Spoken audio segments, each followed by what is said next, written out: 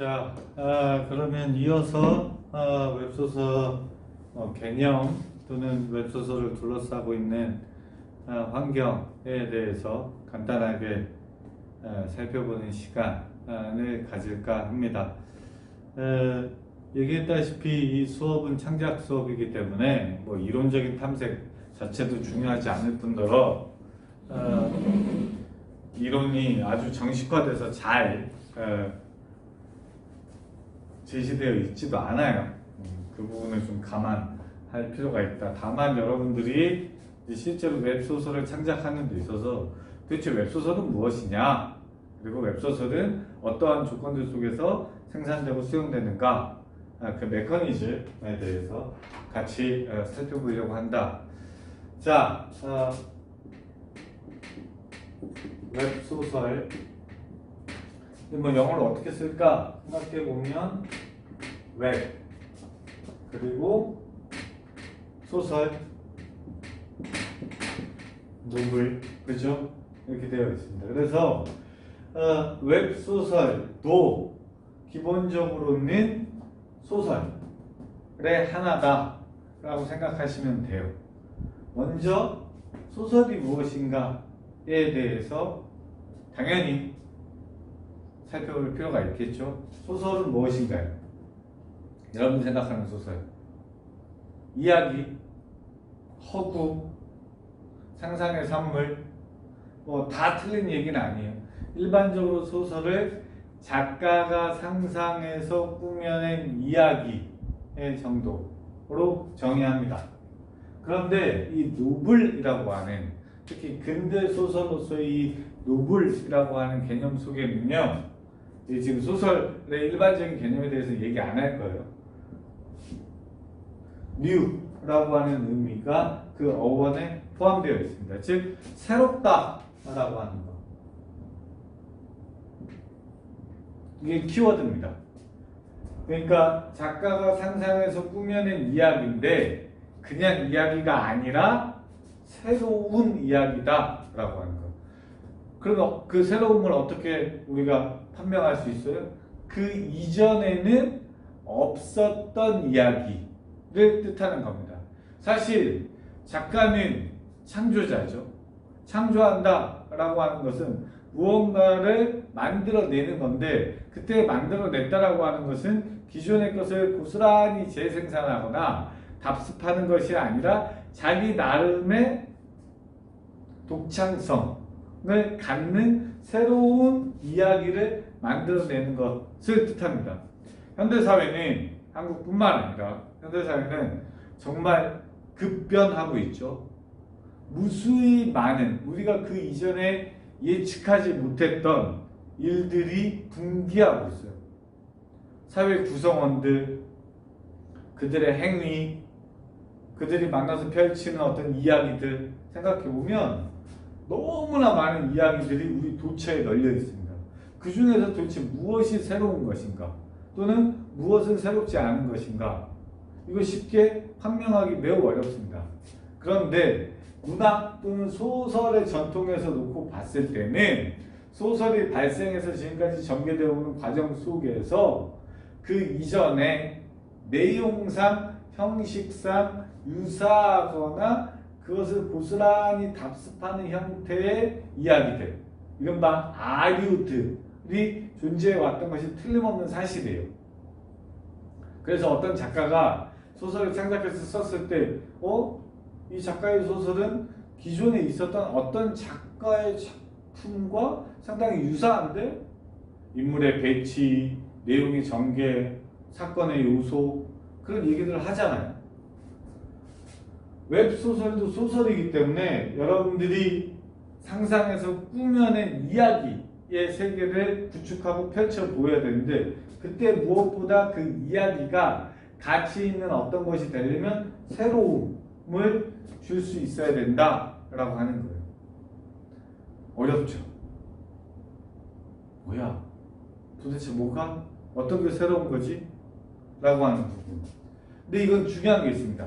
뭐냐면 작가 스스로 소설을 창작하면서 이건 새로운 이야기야, 이거 니들 모르는 거야, 이건 나만 아는 거야. 이건 내가 상상해서 꾸며낸 이야기야. 아무리 얘기해본들 독자가 뭐야 뻔한데 이런 이야기 다 있었던 거 아니야? 라고 받아들여 버리면 새롭지 않은 게 됩니다. 독자 입장에서 즉 수용자 입장에서 또는 웹소설을 소비하는 구매자층 입장에서 이것이 이른바 신상으로서 새로움을 갖게끔 여겨져야 돼요. 무슨 말이냐? 사랑에 관한 소설이 있다고 합시다. 유사일에 사랑에 대해서는 정말 무수히 많은 이야기들이 있었어요. 그리고 어떤 면에서는 그 각각의 좀 이따 얘기하겠지만 서사 구조도 비슷합니다. 사랑하는 남녀가 있었어요. 그래서 그 사랑의 결합을 향해서 앞으로 나아가는데 그 회방꾼이 등장합니다. 그리고 그 회방꾼 때문에 위기가 찾아와요. 두 남녀가 아닌가? 서로 의심하고 내가 이 사람을 사랑하면 안 되는 거 회의해요. 하지만 결국 그 위기를 극복하고 다시 신뢰를 가지고 결합하는 형태로 해피엔딩으로 끝나는 이야기가 있다고 합시다. 내가 지금 구체적으로 어떤 소설 텍스트를 언급하지 않았지만 여러분 머릿속에 떠오르는 텍스트들이 있을 거예요. 그런 구조는 얼마든지 반복될 수 있습니다. 예를 들면 신데렐라 이야기는 얼마든지 패러디돼서 현대적으로 변형 생산될 수 있다라고 하는 거예요. 그런데 그 이전에 그 신데렐라가 놓였던 사회적인 어떤 조건들 지금 단계에서 그게 돼요? 되지 않죠. 사람들이 실제로 작가가 상상해서 꾸며낸 이야기지만 생동감, 현장감, 필진성, 실제로 일어날 수 있을 법한 일이라고 여기지 않죠. 그러니까 이제 그 경우에 어떻게 바뀌는 거야? 신데렐라 이야기가. 회사에 취직한 말단 사원, 여사원이야. 근데 그 회사의 아들, 보통 이사쯤 되죠.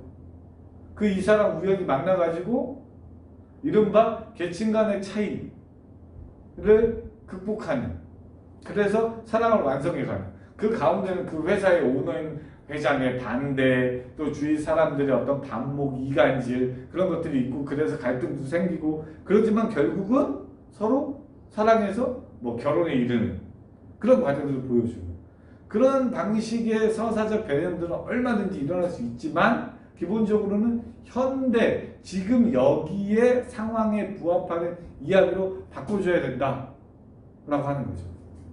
새롭다라고 하는 건 그런 면에서 무에서 유를 창조하는 게 아니야. 기존의 유사한 어떤 서사 구조를 갖는 이야기가 있다고 하더라도 그것을 현대화된 버전으로 사람들이 그 요소 안에서 새로움을 느끼게 만들어줘야 된다. 근데 인물의 구도라든가 배경이라든가 사건의 전개 과정이라든가 사건 자체의 어떤 특수성이라든가 이런 것들을 생각해 볼 수 있다라고 하는 거예요. 어쨌든 이제 그런 부분은 나중에 각각 개별적으로 구체적으로 살펴볼 텐데, 웹소설이 소설이다라고 했을 때 어떤 소설이냐라고 하면 작가가 상상해서 꾸며낸 이야기인데 여기서 끝나면 안 되고 새로운 이야기다. 새로운, 참신함, 신선함, 기존에는 없었던 이라고 하는 것을 어떤 측면에 포커스를 맞출 것인가. 특히나 글을 쓰는 내가 아니라 내 글을 읽는, 내 소설을 구매하는 독자가 내 이 웹소설에서 어떤 부분을 새롭다, 참신하다 라고 받아들일 것인가에 여러분들이 예민하게 반응할 필요가 있다라고 하는 거고요. 자, 그 다음에 노블이기 때문에 이 소설은 서사의 형식입니다. 서사는 내러티브죠. 그래서 서사의 형식으로서의 웹소설 또한 서사성을 가져야 됩니다. 이거 아주 중요해요. 그냥 여러분들이 사적인 자리에서 누군가 만나서 이야기하듯이 웹소설을 쓰면 그 웹소설이 되느냐? 안 돼. 그게 아무리 재밌고 또 때때로 참신한 내용이라고 하더라도 이른바 일정 부분 소설의 형식, 즉 그러니까 서사 형식에 맞는 틀, 규범을 어느 정도는 지킬 필요가 있다라고 하는 소설이기 때문에 그렇다라고 하는 거예요. 그러면 이 서사성을 구축하는 핵심이 뭐가 있느냐, 이제 나중에 다시 얘기하겠지만 그 부분만 얘기를 하면, 서사라고 하는 거는요, 시간과 사건을 어떻게 배치하느냐, 그리고 사건은 행위의 주체로서 인물이 등장합니다. 여러분 포트폴리오에 내가 앞부분 장르 선정, 이유, 제목, 제목의미 말고 주요 등장인물을 왜 썼겠어요? 행위 주체로서 인물. 그래서 그 등장인물이 어떤 역할을 하느냐 쓰라고 그랬죠. 그리고 인물 관계도, 그 다음에 사건 A, B. 그래서 사건 발생의 시공간, 배경, 사건의 행위 주체 누구냐, 사건이 왜 발생했냐, 사건의 내용, 사건 전체의 개요를 쓰게 해놨습니다. 요거 왜 그런 거냐? 요걸 바탕으로 해서 여러분들이 포트폴리오에 썼던 것들을 모아놓으면 서사성을 구축해 나갈 수 있기 때문에 그래요. 시간 속에서, 시간의 어떤 질서 속에서 사건들이 배열됩니다. 그리고 그 사건은 반드시 인간의 행위에 의해서 발생하고 전개되기 마련이에요. 자, 서사란 무엇이냐? 라고 하면 사건들 사이에 유기적인 인과관계를 마련하는 거예요. 어떤 하나의 사건이 발생했어. 그러면 그건 그냥 발생하고 마는 게 아니라 그 다음 사건으로 이어집니다. 그때 먼저 발생한 사건은 원인이 돼. 여러분이 지금 웹소설 창작과 비평 강의를 듣고 있잖아. 이걸 듣기 위해서는 무엇이 있어야 돼요? 여러분 수강 신청을 해야 돼요. 수강 신청이 원인이고 지금 강의를 듣는 게 결과입니다. 여러분들이 수강 신청을 하기 위해서는 이 강좌가 개설이 돼야 돼요. 그 강좌를 내가 개설을 해놓은 거죠. 그러니까 나의 행위, 여러분의 행위라고 하는 것이 서로 떨어져서 개별적으로 존재하는 것이 아니라 그것이 연결되어 있습니다. 이게 유기적이야. 근데 그냥 연결되어 있는 것이 아니라 그것이 인과관계를 통해서 연결되어 있다라고 하는 거예요. 그 왜 인과관계냐? 우리가 생각하기에 어떤 사건이 발생했을 때 모든 사건이 다 원인과 결과의 인과관계를 통해서 구축되는 것은 아니다. 갑자기 어떤 우연에 의해서 어떤 결과들이 도출되는 것도 있지 않느냐, 이렇게 반문하는 학생이 있을 수 있어요. 한편으로는 타당한 지적입니다. 하지만 우리가 우리를 둘러싸고 있는 세계 또는 그 세계 속을 살아가는 인간들을 이해하기 위해서는 합리적 이성의 기초에서 그것들을 설명 가능하고 포착 가능한 대상으로 만들려고 해요. 합리성의 세계 속에서 인간의 행위, 그 행위에 의해서 구축되고 운영되고 만들어져가는 사회, 그 사회의 어떤 구조를 이해한다라고 하는 걸 생각해 보면 모든 것을 그렇게 설명할 수는 없지만 대부분은 인과 법칙에 의해서 설명하려고 한다라고 하는 거예요. 만약에 지금 오프라인 강의였다. 여러분이 어제 술 먹고 피곤해서 잤어. 못 일어났어. 수업 못 듣는 거야.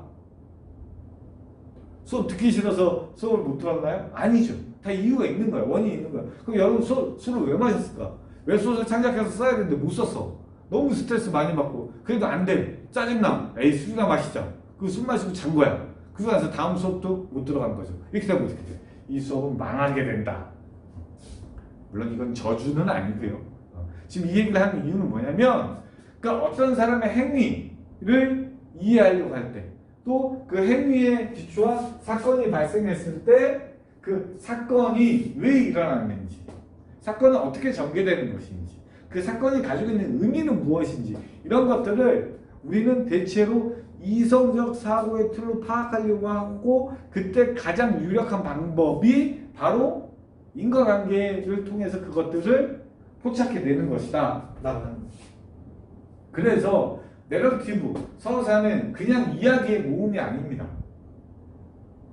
시간적인 순서에 따라서 사건을 배열하는 걸 이야기라고 하거든요. 스토리라고 합니다. 여러분 모두 다 이야기꾼의 재능이 있어요. 누구나 다 이야기할 수 있습니다. 시간적인 순서에 따라서 어떤 일이 있었는가 왜 말 못하겠어? 그런데 단순히 그렇게 하는 것이 아니라 A라고 하는 사건이 B라는 사건으로, B라고 하는 사건이 C라고 하는 사건으로, C라고 하는 사건이 D라고 하는 사건으로 어떻게 연결되는가? 그 원인과 결과, 그걸 유기적으로 하나의 단위로 포착하고 파악할 수 있게끔 만들어주는 것이 필요하다라고 하는 거예요.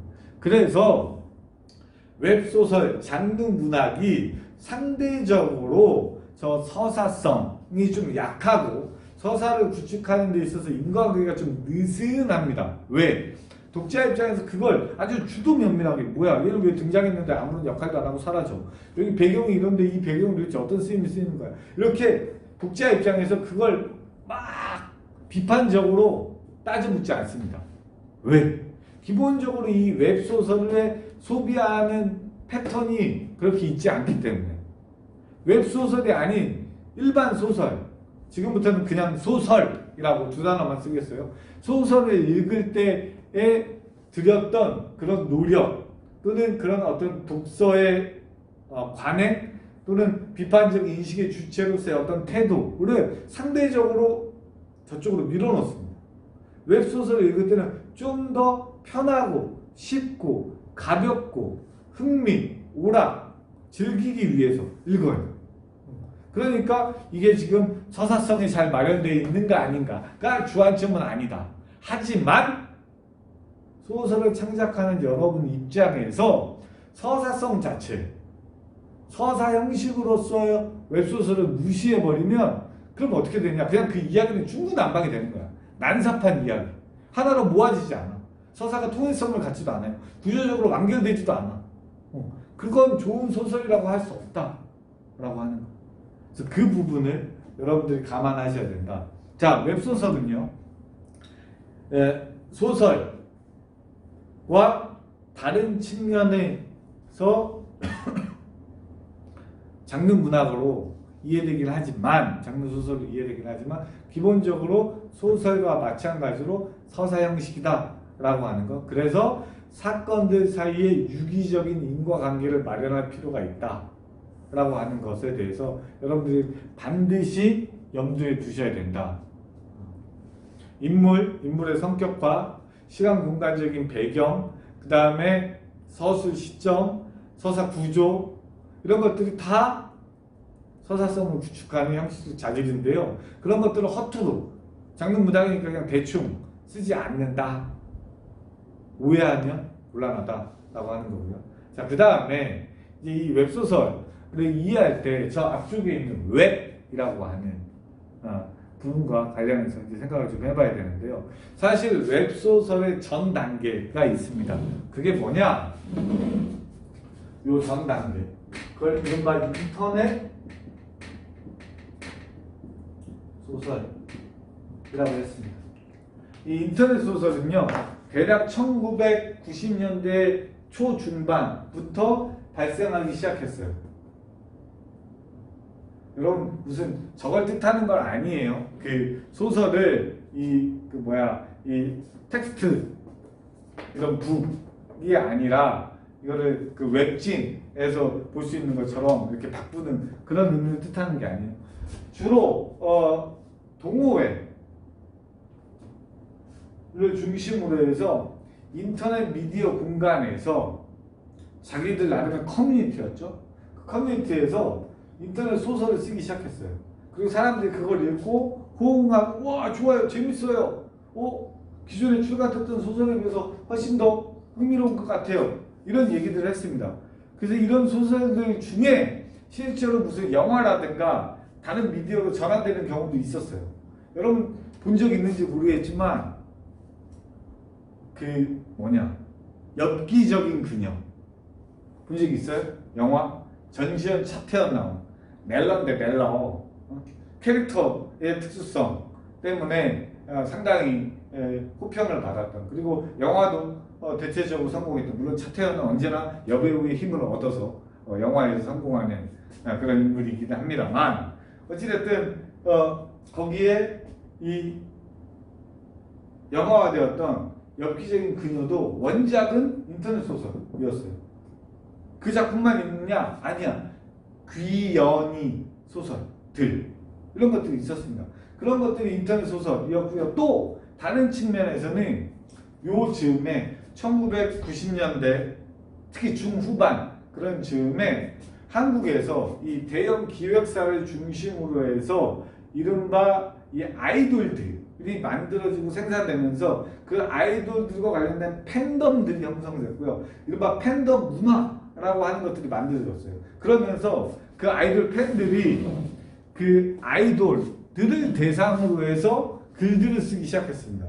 그 중에 하나가 여기 우리 그 포트폴리오의 장르로 제시했던 BL이라고 하는, 예를 들면 지금 뭐 해체됐지만 H.O.T, H.O.T 이렇게 얘기하면 안 되지. H.O.T 뭐 이렇게 얘기해야 된다고 하는 그 보이그룹의 멤버들끼리 서로 마치 로맨스에 준하는 어떤 인물 구도를 만든 이야기들을 쓰고 그 팬들끼리 팬카페에서 서로 공유하는 그런 인터넷 소설들이 등장했어요. 그러던 것이 이제 웹 환경이 바뀌면서 웹 소설로 전환됐다라고 볼 수 있고요. 그런 부분을 놓고 보면 이른바 이 인터넷 미디어의 발전, 변화, 특히 SNS의 확장이라고 하는 것이 바로 이런 웹소설이 생산되고 수용, 사실 소비죠. 소비되는데 상당히 중요한 역할을 했고요. 그 다음에 제가 지금 이 동영상을 찍고 있어서 제 스마트폰을 보여줄 수 없지만 이른바 모바일 기기, 그러니까 PC 통신만 하더라도요. 특별한 경우 아니면 말 그대로 PC, 퍼스널 컴퓨터. 퍼스널 컴퓨터는 대부분 이제 데스크톱을 생각하는 거잖아요. 노트북이라든가 또는 모바일 기기. 간편하게 휴대할 수 있는 스마트폰이라든가 태블릿 PC라든가 이런 것들이 아니었던 거예요. 근데 지금 웹소설은 어떻게 해요? 사람들 출퇴근 시간에 버스나 지하철에 앉아가지고 여기서 보는 거야. 이거 봐봐야 얼마나 걸리느냐? 시간 많이 안 걸립니다. 5분에서 10분 이런 정도예요. 일본 같은 경우는요. 그래서 이 휴대폰을 케이타이라고 하는데 케이타이 소세츠, 그러니까 휴대폰 소설이 있어서 훨씬 짧아. 잠깐 보는 거야 그냥 필기. 이건 왜 이런 게 가능해지겠어요? 모바일이라고 하는 이른바 이 이동통신이라고 하는 것이 발전해 가면서 이런 것들이 소설 생산 또는 소비의 조건이 완전히 바뀌는 거죠. 내가 100원 내고 결제하고서는 한 회를 그냥 쓱 읽는 거야. 지하철에서. 예전에 지하철에서는 이렇게 이렇게 소설책 이렇게 읽어갔습니다. 요즘은 그렇게 하지 않는다는 거죠. 여러분, 웹툰 소비하는 것도 생각해 보세요. 어떻게 소비해요? 예전에는 만화방 가서 보거나 아니면 책방 가서 만화책 이만큼 빌려다가 이렇게 쌓아놓고 읽었단 말이야. 근데 지금 누가 그래? 안 그렇죠? 웹툰, 연재되고 있는 웹툰을 모바일 기기를 통해서 그때그때 연재 시점에 맞게 찾아가지고 읽는 것이다 라고 하는 거예요. 그리고 이제 이렇게 되면서 바로 웹소설을 연재할 수 있는 인터넷 미디어의 공간들이 구축되기 시작합니다. 이 기민한 거죠. 잘 아는 거야. 그런 것들을 운영하는 사람들. 이게 돈이 된다라고 판단한 거죠. 그게 이제 여러분들이 잘 알고 있는 이 조아라, 문피아, 북팔 뭐 이런 것들 사이트들이 있는 거죠. 그러니까 웹소설 플랫폼인 거지.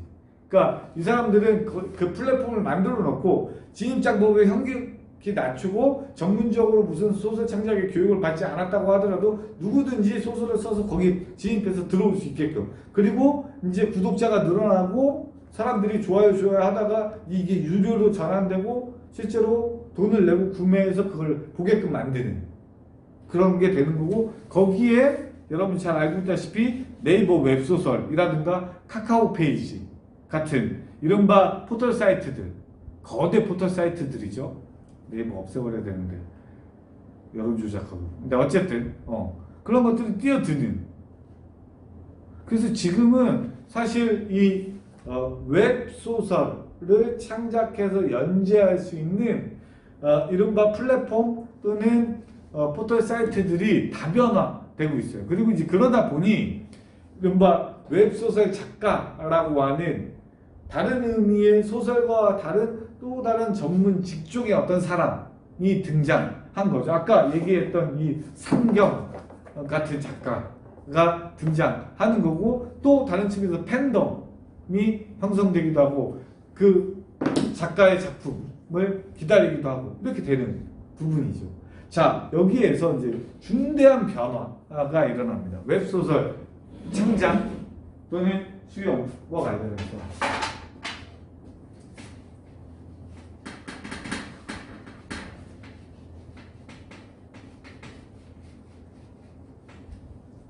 자, 기존의 소설 생산 및 수용의 과정은요, 이렇게 되어 있어요. 작가가 있습니다. 그리고 소설이 있어요. 그리고 독자가 있습니다. 사실은 요 사이에 편집자가 개입해 들어가요.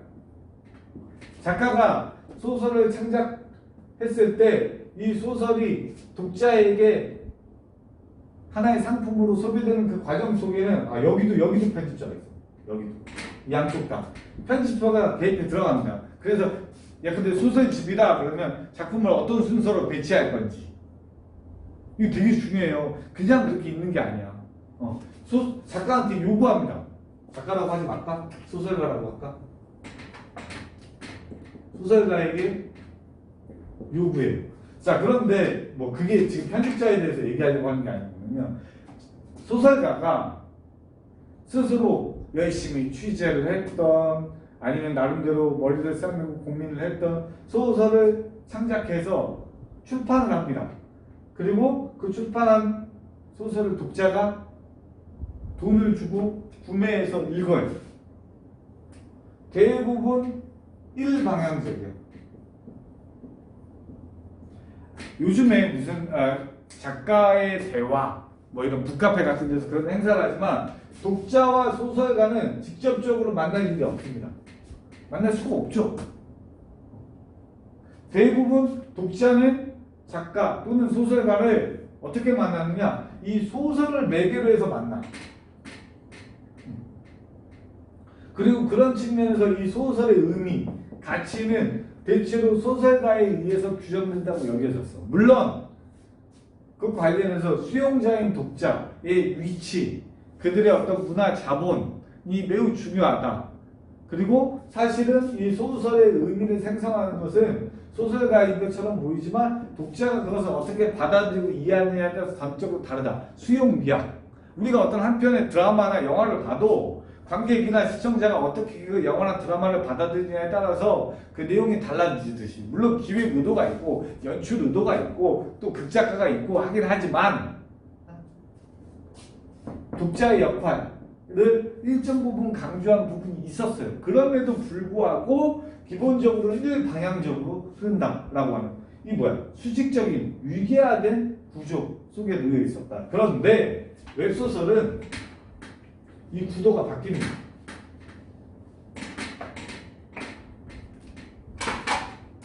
웹소설은요, 소설가가 있죠.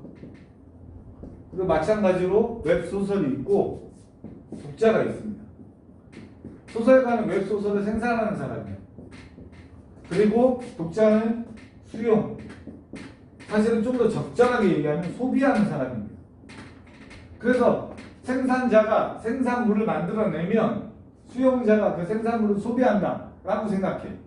그런데 요 독자 입장에서는 반대로 또 생산자가 될 수 있어. 무슨 말이냐, 그 이전에 소설을 쓰는 전문 직업인으로서의 소설가는요, 소설가라고 하는 자격을 갖기 위한 일련의 과정을 거쳤어야 돼. 이른바 등단 제도 같은 것들을 통과해야겠다. 여러분 잘 알고 있는 신춘문예 또는 각종 문예지에서 신인 작가 응모하는 거 생각해 보세요. 그리고 그건 기성의 작가들이나 비평가들이 그 응모작들 중에서 선택을 하는 거잖아. 그래서 등단을 완료하면 작가로서의 인정을 받는 거잖아. 물론 등단했다고 해서 모든 사람들이 소설 쓰는 수 있는 건 아니죠. 관련돼서 잡지의 편집자들이 투고 요청을 해야지. 내가 쓰고 싶다고 해서 무조건 쓸 수 있는 게 아니잖아요. 그러니까 진입 장벽이 있는 거야. 그리고 그런 사람들, 소설가가 되기 위해서는 소설 창작을 위한 특히 고등교육기관인 대학에서 일정 정도의 교육과 훈련을 받았어야 된다고 생각을 해요. 다 그런 건 아니지만, 그리고 꼭 그것과 관련되어 있는 전공을 이수한 사람만 소설가가 되는 건 아니었지만, 진입 장벽, 자격을 획득하는 데 있어서 매우 큰 어려움이 있습니다. 여러분들 중에도 웹소설이 아니라 소설가를 꿈꾸는 사람들 중에 내가 나름대로 잘 쓴 것 같은데 공모전에 내보면 번번이 떨어지는 경우들이 있을 수 있어요. 그리고 실제로 시중문예 시즌 보면 뭐 몇백 대 1의 경쟁률을 뚫고 당선됐다 뭐 이런 얘기들 나오는 것도 마찬가지예요. 응모작이 뭐 1000여 편이었는데 그 중에 누가 당선됐다라든가 이런 식으로 마치 무슨 이 낙타가 바늘구멍 들어가듯이 정말 어려운 그런 거죠. 근데 웹소설은 그게 아니에요. 누구나 작가가 될 수 있어요. 그러니까 단순히 독자가 수용자 또는 소비자의 위치에 머물러 있지 않아. 왜? 이때 소설가와 독자라고 하는 이 위계화된 관계가 수평적으로 바뀝니다. 누구나 소설가가 될 수 있어요. 나에게 이야기가 있다면. 어떤 이야기? 독자의 소비, 구매욕을 충족시킬 수 있는 이야기가 있다면. 그런가 하면 다른 측면에서는 소설이 연재되잖아요. 웹상에서. 그래서 연재되는 가운데 독자가 끊임없이 자신의 생각이나 의견, 감정을 피력합니다. 여러분 웹툰 같은 것도 보면 그 밑에 댓글 달잖아. 주인공 제발 죽이지 말아주세요. 여기서 죽이면 안 돼요. 저 악한을 제발 처치해주세요. 아무리 세상이 비정하다고 하지만. 그러면 웹툰을 그리는 웹툰 작가 입장에서 고민하는 거지. 내가 원래 하려고 했던 건 그런 쪽이 아닌데 근데 독자들이 이렇게 원한단 말이야? 바뀌잖아. 여러분 TV 드라마 같은 경우도 결말이 바뀌는 경우 있죠? 많지는 않지만 웹소설도 마찬가지예요. 그러니까 실시간으로 수용자들이 자신들의 의견을 피력합니다. 그러면 웹소설을 쓰는 소설가 입장에서는 그걸 무시할 수 있다 없다? 없습니다. 당연히 왜? 내 소설을 읽혀야 되거든. 내 소설이 팔려야 되거든. 그리고 내 소설을 읽고 소비하는 사람들이 원하는 거, 이른바 그들의 니즈를 충족시켜 줄 수 있어야 되거든.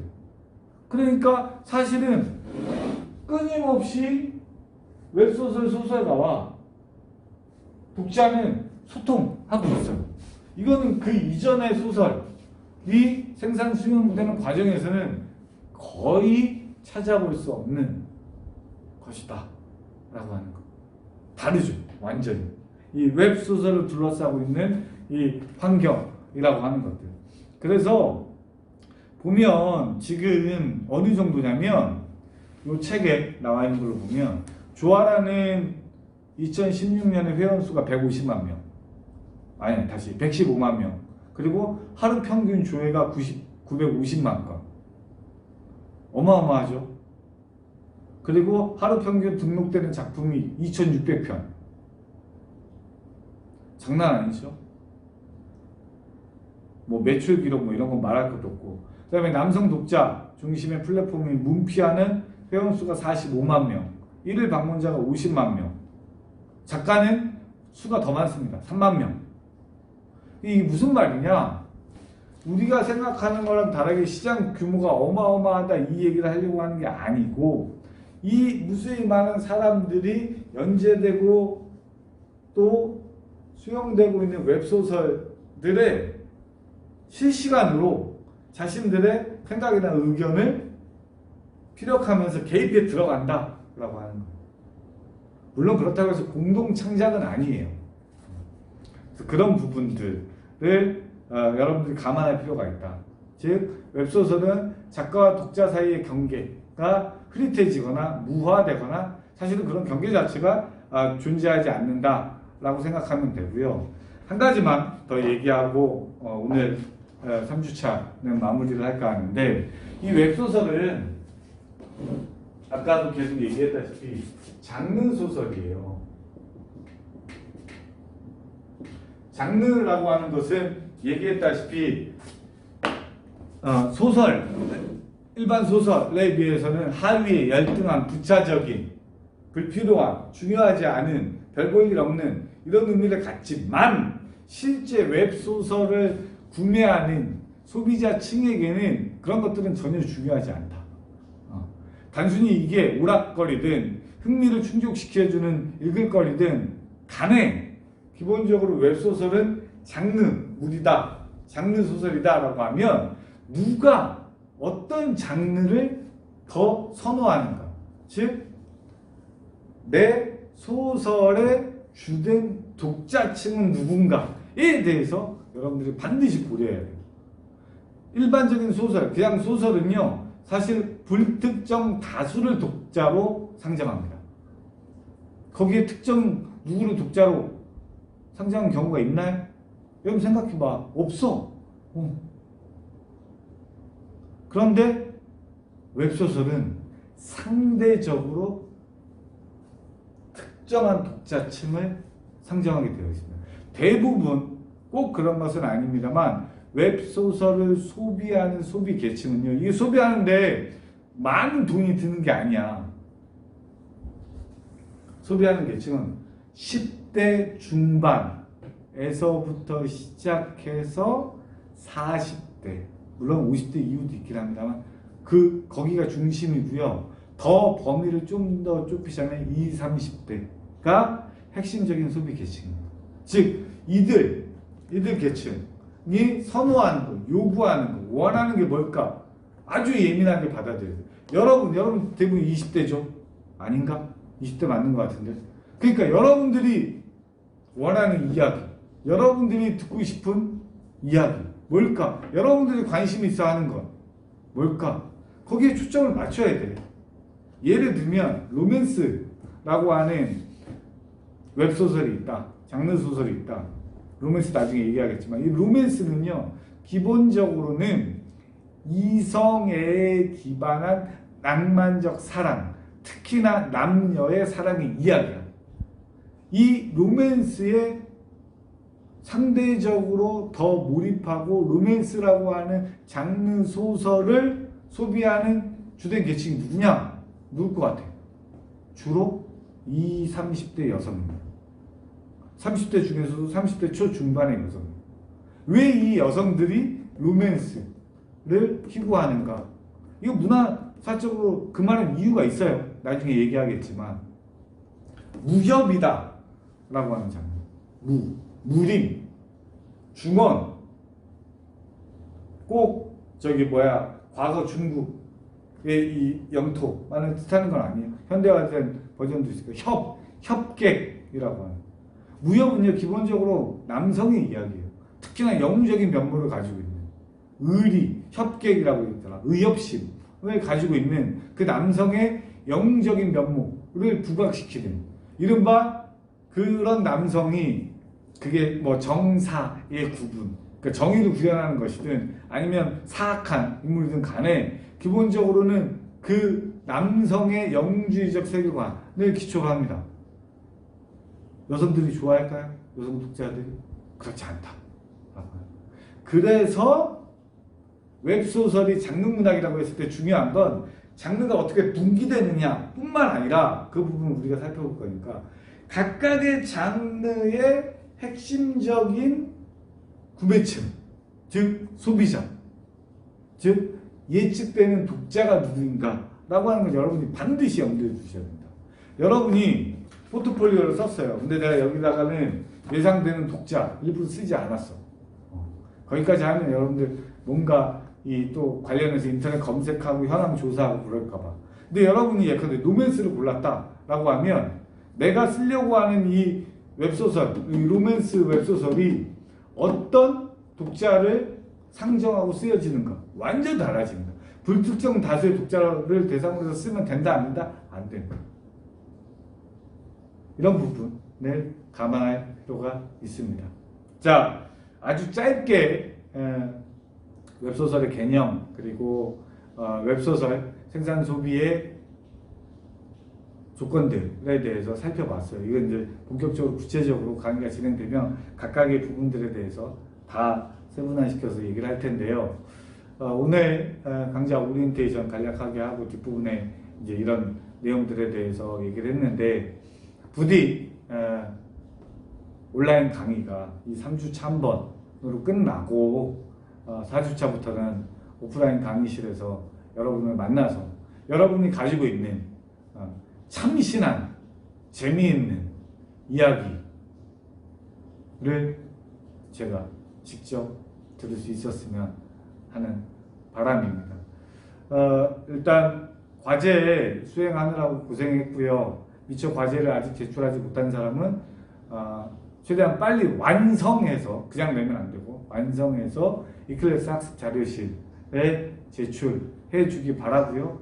이 포트폴리오 제출이 끝났다고 해서 1차 과제가 끝난 게 아니라 아까 얘기했다시피 여러분들은 바로 5주차부터 웹소설을 연재해야 되기 때문에 포트폴리오를 바탕으로 해서 개요를 좀 더 구체적 미안합니다. 전화가 와서 이 지금 촬영이 끊겨서 그러니까 포트폴리오 작성해서 제출하는 것으로 끝내지 말고 개요를 촘촘하고 구체적으로 짜라. 그래야 여러분들이 이번 학기에 웹소설 총 몇 장? 3만 장 6회분의 웹소설을 창작해서 제출할 수 있을 것이다 라고 하는 거고요. 어떻게 될지 모르겠지만 강의가 진행되는 상황을 보면서 혹시라도 이 비대면 온라인 강의가 4주차 이후에 지속된다면 다른 방식으로 강의를 진행해서 이 수업이 창작 수업이 있고 그렇기 때문에 실기 위주로 진행될 수밖에 없기 때문에 실질적으로 애초에 이 수업이 목표로 했던 것을 달성할 수 있게끔 어떤 방법이 가장 실효적인지 고민해보고 최대한 빨리 여러분들에게 안내해 드리도록 하겠습니다. 이렇게 만나서 너무 한편으로는 뭐 내가 선택한 일은 아니지만 미안하기도 하고 안타깝기도 하고 또 여러 면에서 여러분도 그렇겠지만 저도 답답하고 불편하고 그렇습니다. 하지만 기본적으로 소설 창작은 내가 하는 거야, 내가. 그리고 우리 웹소설이잖아. 정 안 되면 웹으로만 만나서 이 모든 것들을 아니다, 그건 하지 말자, 싫다. 저는 여러분을 빨리 하루빨리 오프라인 강의실에서 또는 강의실 바깥에서 만나서 여러분이 구축하려고 하는 세계에 대해서 이야기를 들을 수 있기를 바랍니다. 사회적 거리두기가 강력하게 요청되고 있는데 3월 말 4월 초까지 건강하게 잘 지내다가 4주차에는 부디 여러분을 만날 수 있게 되기를 다시 한번 바라면서 오늘 수업은 여기서 마치도록 하겠습니다. 고생했습니다. 안녕.